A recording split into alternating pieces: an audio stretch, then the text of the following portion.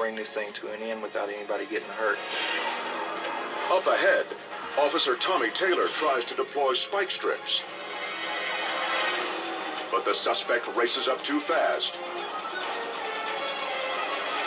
and blows right by the trap.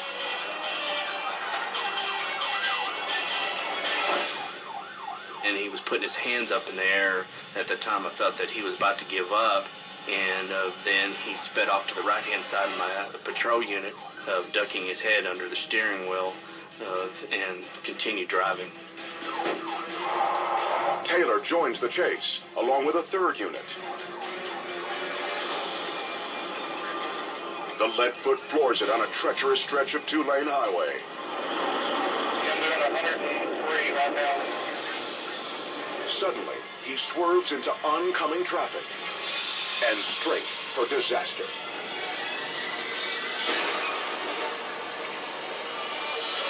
Oh, we got a signal for CD51. Start live care, start fire department. He just head on the van.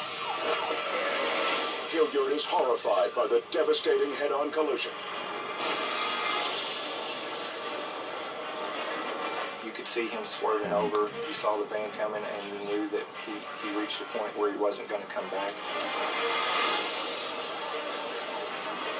It's just the feeling of helplessness that you see this happen, and you know what's going to happen, and there's nothing you can do to stop it. The scene erupts in a thick cloud of smoke and debris. As the dust settles, Hilliard prepares for the worst. I knew that we were going to have a pretty bad scene. There were going to be people injured, probably people killed.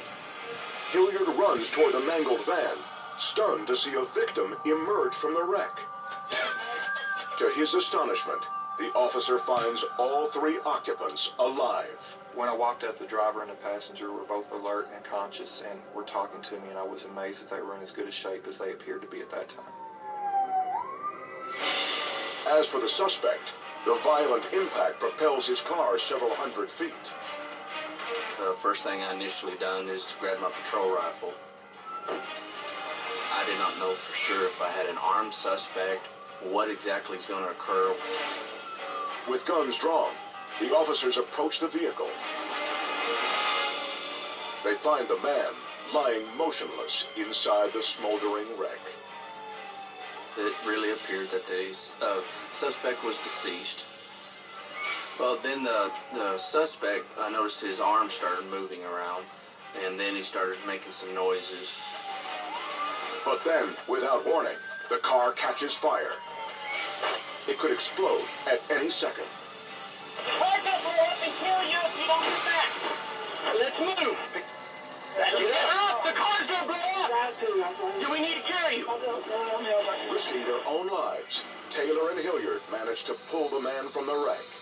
Once we pulled him out of the wreckage, a gun was found just right underneath where he was laying.